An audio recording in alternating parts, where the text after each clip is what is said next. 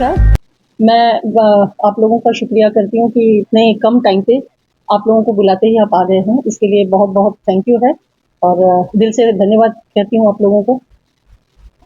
आज मेरा यहाँ बैठ के आप लोगों से बात करने का रीज़न है मैंने ये ब्यूटी कॉन्टेस्ट के बारे में आपसे बात करनी है, जो यूनियन टेरिटरी के नाम पे यहाँ पे ब्यूटी जो कॉन्टेस्ट हो रहा है।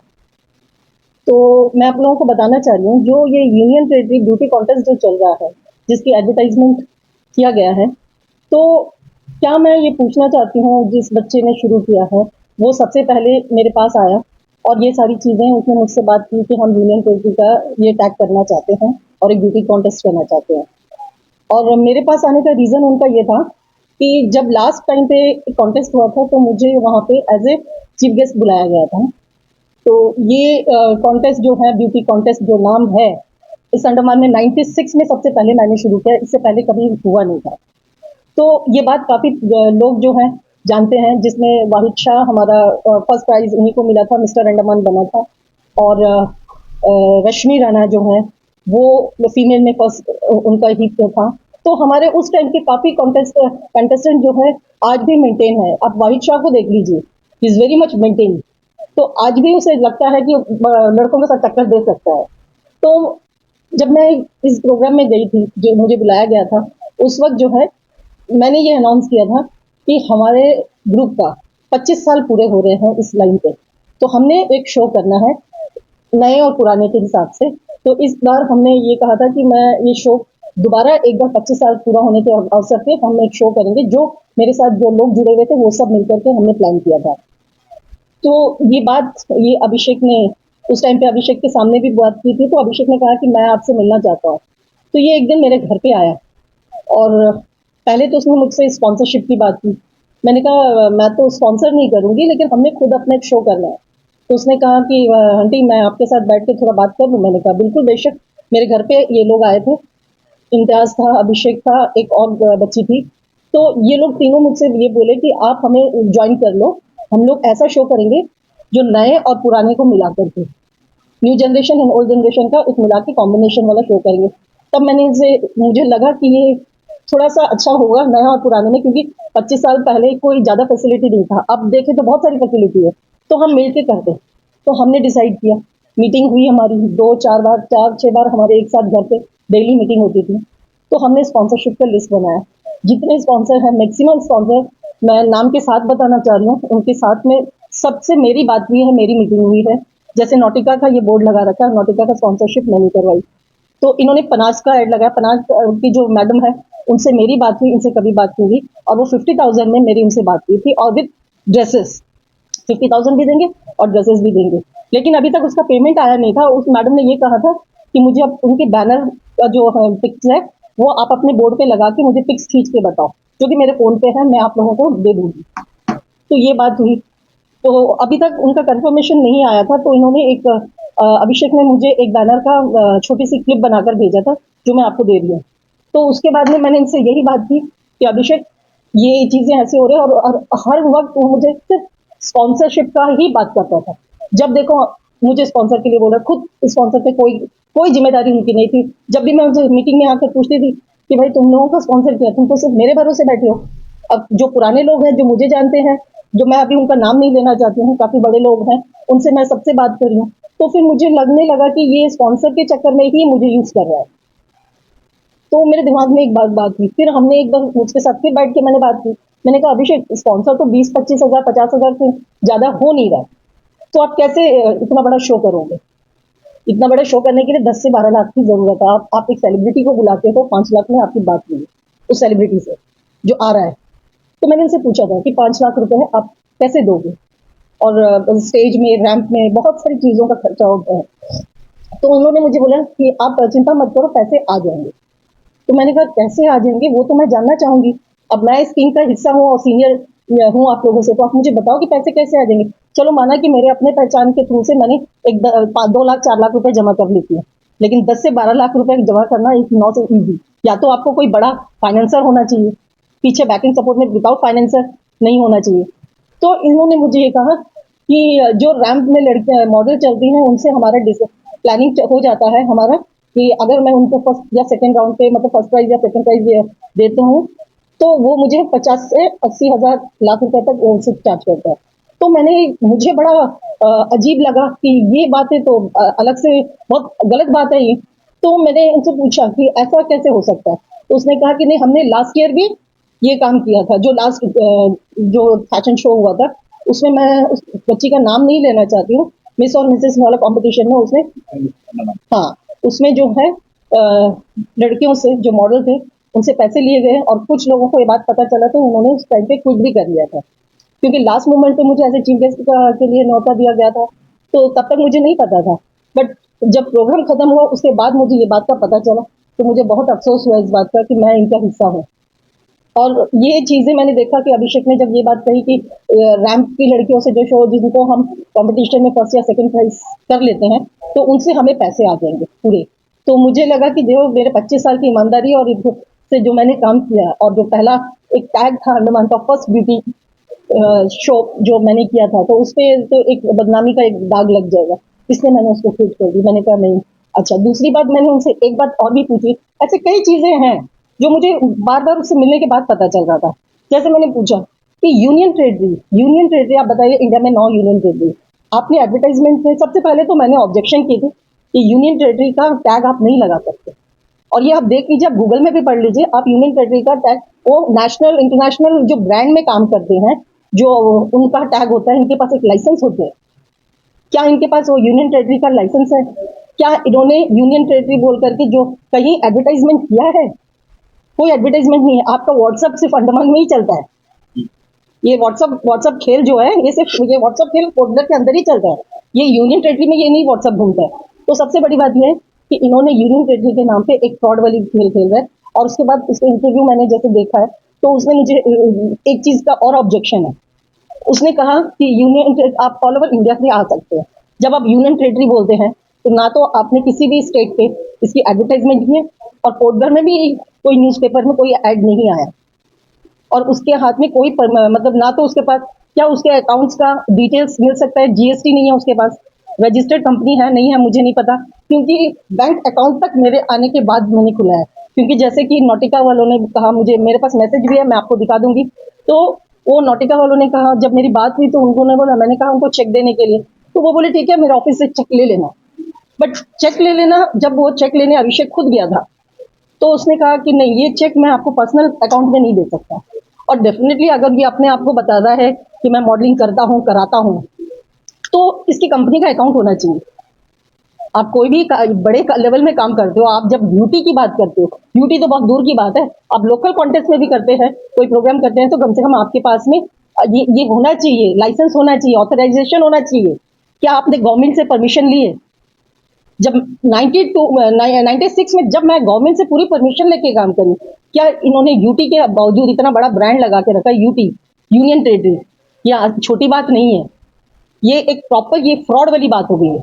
अब यूनियन टेरिटरी का नाम लेकर के आप कहीं भी एडवर्टाइजमेंट नहीं किया, कौन से स्टेट में आपने बैनर होर्डिंग्स लगाए हैं? ये चीज आप देखना चाहिए, आपको पूछना चाहिए इन लोगों को कि जो लोगों को ये एडवर्टाइजमेंट, ये नए नए बच्चों को जो गुमराह कर रहे हैं, ये गलत है। क्योंकि इन्होंने खुद मुझसे ये बात कही है कि मैं पैसे ले रहा हूँ, पैसे का चिंता मत करो, जो भी रैंप में फर्स्ट सेकंड थर्ड हम लोग पहले से प्लान कर लेते हैं। तो ये एक फेक तरीके का काम होता है। इस वजह से मैं इस लड़के से अलग हो गई हूँ, इनके इवेंट से मैं अलग हूँ। और मैं सारे लोगों को ये कहना चाहती हूँ कि ये प्रोग्राम इससे 100 टाइम बेटर प्रोग्राम जो हम उस जमाने में किए थे, जब अंडमान में जब पहली बार मैंने किए थे, मेरा यहाँ 25 साल पूरा हो रहा है हमारी टीम का, तो हम इस पे बहुत जल्द आप लोगों को न्यूज देंगे कि हम वो प्रोग्राम, वैसे प्रोग्राम दोबारा करेंगे। आज तक अंडमान में किसी ने किसी भी कॉन्टेस्ट में प्योर गोल्ड के क्राउन नहीं दिया जो कि हमने दिया। पहली बार किए हैं और पहली बार मैंने 96 में gold crown, pure gold crown दिया, जिसमें कोई पानी नहीं चढ़ा है, कुछ ऐसा फेक नहीं है। तो ये मैं आप लोगों को प्रॉमिस करती हूँ कि अगले कुछ ही दिन में हम एक प्रेस कॉन्फ्रेंस फिर करेंगे और उसमें मैं आपको डेट बताऊंगी कि हमारा शो होगा और जरूर होगा, और इस तरीके का गंद नहीं होगा कि आप पैसे ले लो और फिर ये कर ले।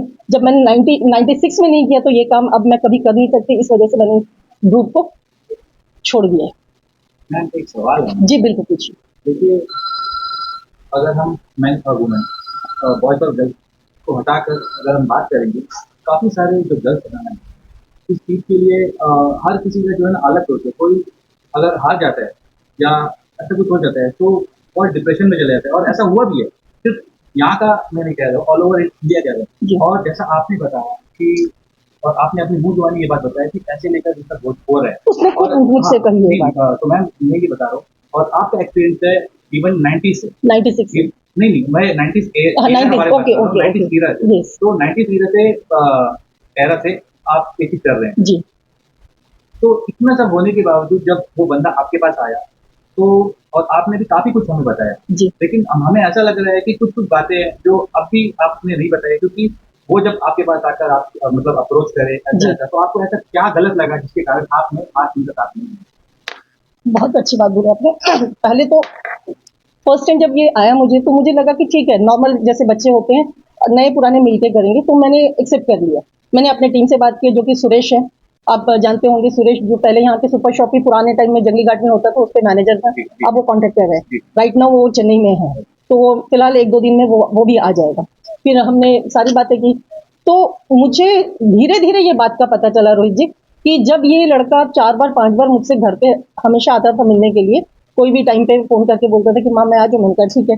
जब उसने मुझे बताया ये सारी बातें, और मैं इस प्रोग्राम को सोचकर बहुत परेशान थी कि 10 से 12 लाख रुपए इतने जल्दी कैसे जुगाड़ करेंगे।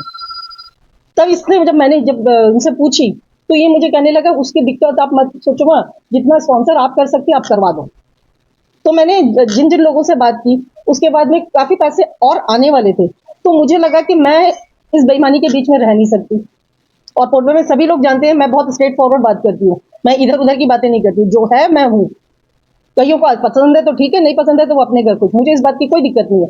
बट जब ये लड़का मुझे बताया कि मैं ऐसे कंटेस्ट में लड़कियां हैं और उनसे पैसे ले लेता हूँ, लड़के लड़कियां फर्स्ट सेकंड के थर्ड के लिए हम पैसे लेते हैं, तो मुझे लगता है कि फिर ये कॉन्टेस्ट का कोई मतलब नहीं है। जो टैलेंटेड बच्चे हैं वो पीछे रह जाते हैं, वो डिप्रेशन में चले जाते हैं, क्योंकि पिछली बार इसने किया था ये काम।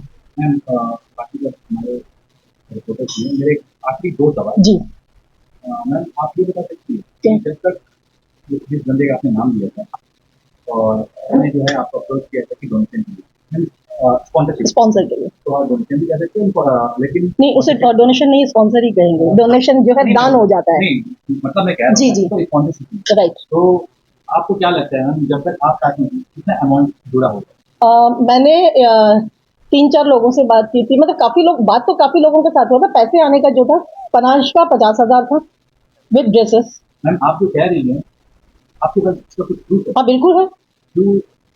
मैं आपको अभी अभी बात करवा दूं, आप चाह रहे हो कि मैं अभी बात करूं तो मैं कर लेती हूँ। आप बहुत बड़ा इल्जाम लगा रहे हैं। नहीं मैम, नहीं, इल्जाम नहीं लगा रही हूँ। देखिए मैम, ये जो है देखिए आप ये जो मीडिया जो अभी आप जो अपना वक्तव्य रख रहे हैं, जी जी ये काफी सारे न्यूज चैनलों में जाएंगे। बिल्कुल सही बात है, हमारे चैनल के अलावा कई और चैनल में भी ये न्यूज चल सकता है। बिल्कुल तो चलेगा। जो है हमें कोटिंग है या डिफेमेशन केस वगैरह कुछ होगा तो हम देखिए ये नहीं पनास के साथ सारी बातें हमारी होती है, इसके मैसेजेस मैं आपको दिखा देती हूँ।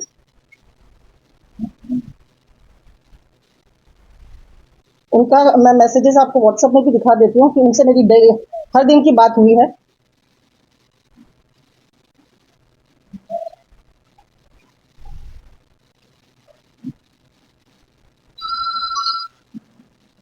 ये देखिए, ये देखिए, ये देखिए, ये पनास का पूरा मेरा,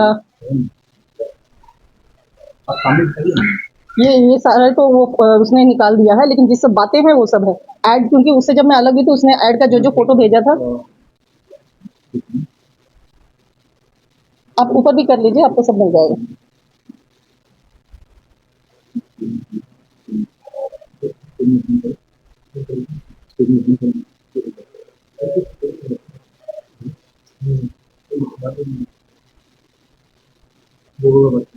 हाँ मैंने कहा कि आप लोगो भेजिए, देखिए तो उन्होंने लोगो भी मुझे सेंड किया।